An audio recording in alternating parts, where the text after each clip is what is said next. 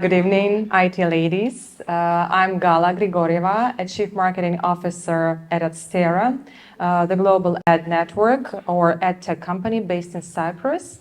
I'm also a member of the Forbes Communications Council and a marketing mentor and a mentor of the Global Women in Tech movement. I've been in marketing for 15 years, and for 8 years I've been in technology. But I'm not a coder, so I'm just a marketer. But still, I'm concerned about this issue of bridging the gender gap in tech in Cyprus, because I see that there is a demand. And I live here in Cyprus, in Limassol, with my husband and 2 cute daughters. And so you see, I'm following the agenda already. And my elder daughter, she's 9, and I regularly handle with her objections in different situations, like, okay, I like kicking a football. Well, I like kicking a ball, but I don't want to go to football classes because it's just, it's a game for the boys, because it's not for girls, Mom. No. Or, for example, she doesn't want to go to chess meet classes. She attends them now. She doesn't want to go there because, well, it's for boys. Boys are much stronger than girls. And it's strange because I didn't tell her that. Well, somehow stereotypes and prejudices come to our minds and we have to deal with them. That is why I'm highly motivated to raise and speak about the issue of closing the gender gap in tech in Cyprus. Well, I'm working in tech, so this is why. I think that it will take about 15 minutes, and it's about hiring more women in IT as a part of CSR policy. Well, CSR policies are common for HR managers most of all, but maybe some of you have heard of it.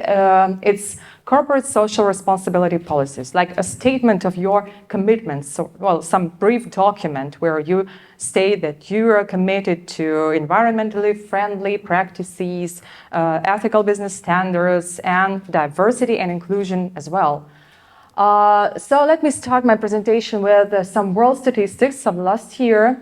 We can see that tech firms with more than 10,000 employees report that women's representation at 26.2%. And the percentage of women in all tech-related careers has decreased actually over the last 2 years, which we were talking about as well. Women in software engineering report a lack of equal pay, making just 93 cents for every dollar that men in the field make. 83.6% of technology companies operate with unbiased hiring and training practices. 75.5% of tech companies report implementing pay equity policies in the workplace, so they conduct some regular salary audits. And women hold 32.8% of entry-level positions in computer science-related jobs, but just almost 11% of those holding CEO or senior leadership roles are women. And only 86 women are promoted to manager for every 100 men across every industry. But when isolated for tech, that number drops to 52 women for every 100 men. So the stat speaks for itself. And let's continue with the current situation in Cyprus. Well, it was actually covered by Tanya very well. So I will be very brief, yeah. So we see that the share of women among information and communications technology specialists was about 20% in 2020. And a year later, it was about the same, actually. And it has even worse projections for 2025. Yeah, so we can go further on.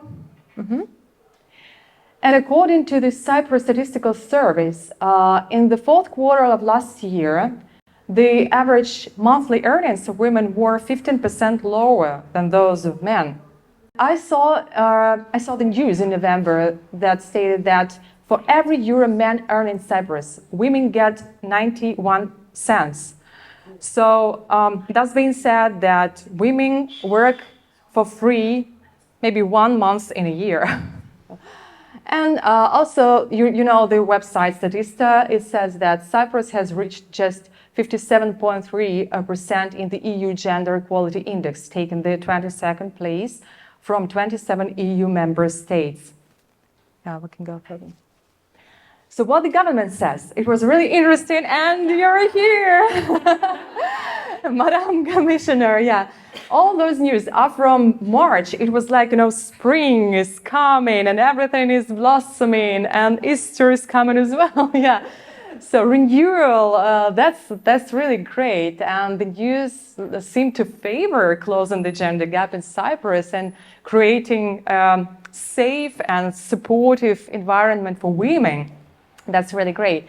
And President Nikos Christodoulidis acknowledged that Cyprus has a long way to go for sure, but they have a program, like the government's program, including different guidelines to promote women, to ensure equal treatments in all areas of life, to reduce a pay gap, which is also really cool, and combat harassment, which is also an issue in Cyprus.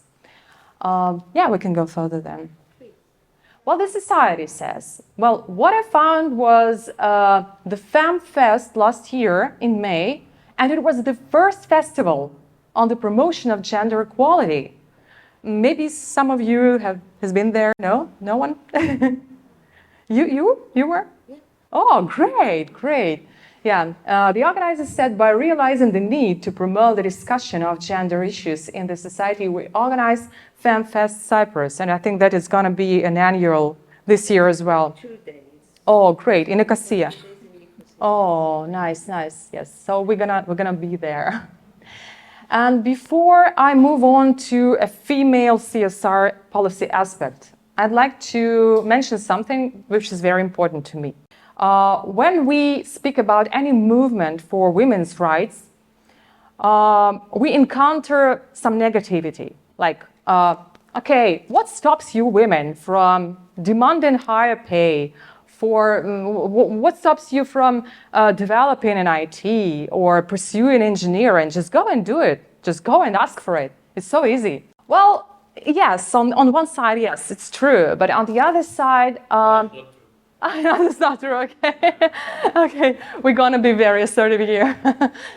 I can understand, but actually I can understand these people. But still, I would like us to view this issue of bridging the gender gap not as a struggle, not as argument, but as a peaceful way to creating a diverse and inclusive environment in IT industry or overall Cyprus.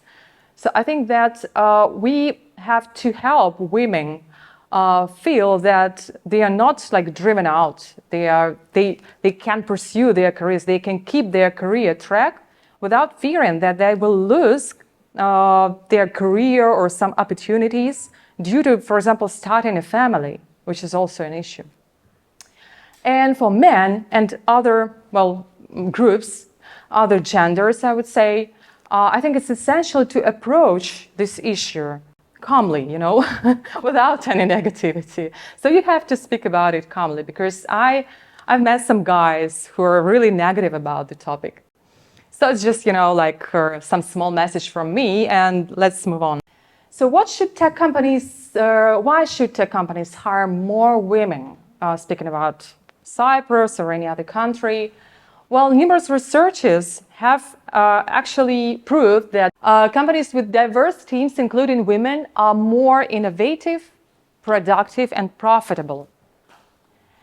And the pressure on companies, on IT companies, to be socially responsible is increasing, because the society understands that there is an importance of following ethical business standards. Also, creating a more equitable society and lower barriers,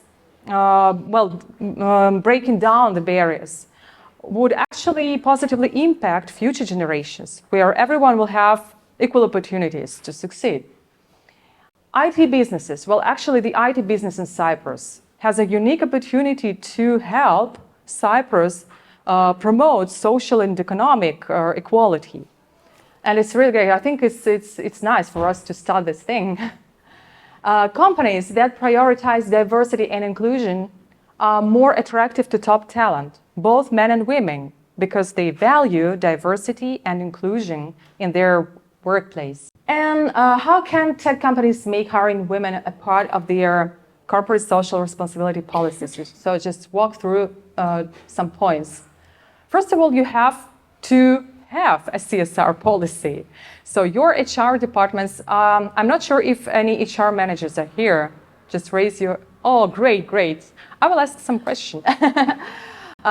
So you have to get it, yeah? You have to elaborate on this document. You have to create it and set diversity goals, which is also a good idea. For example, at Adsterra, where I work, we have 51% of the workforce women, and we have set a goal to have no less than 25% women in technical roles.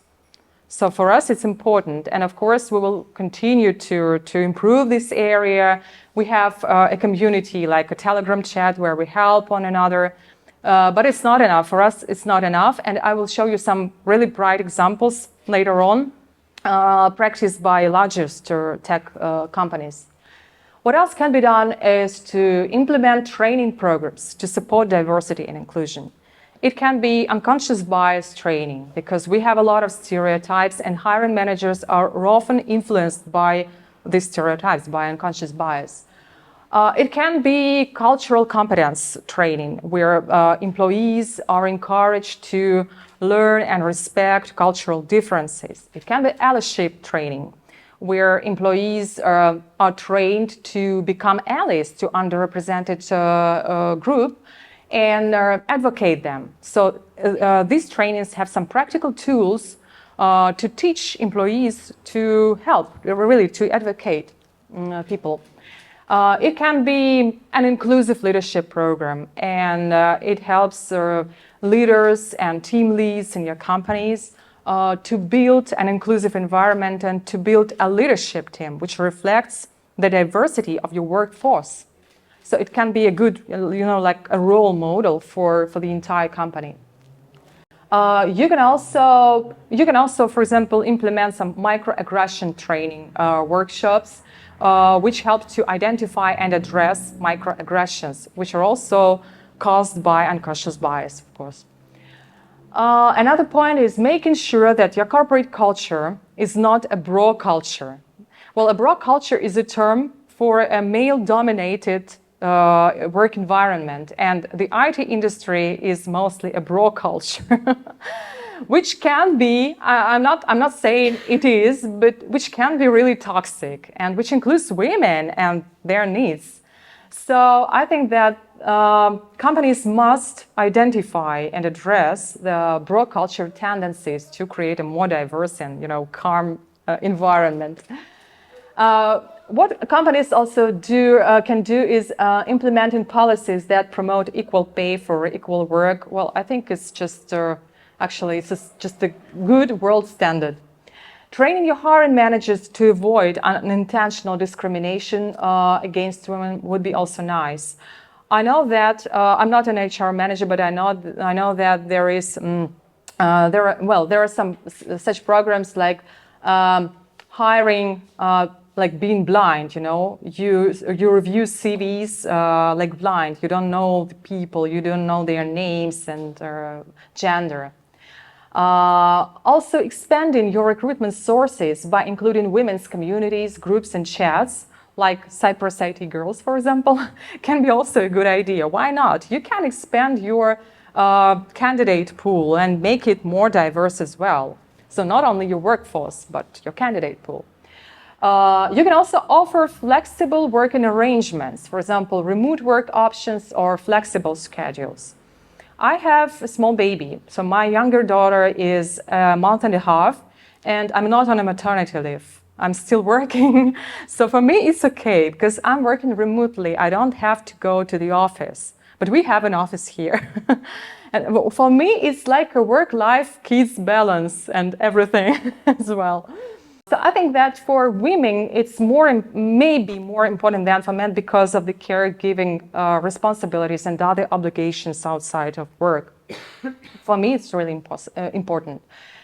Also, seeking out and promoting women to leadership roles, especially in tech, is essential because women in technical roles often face very specific challenges, and you can help them to overcome these barriers, to overcome these challenges.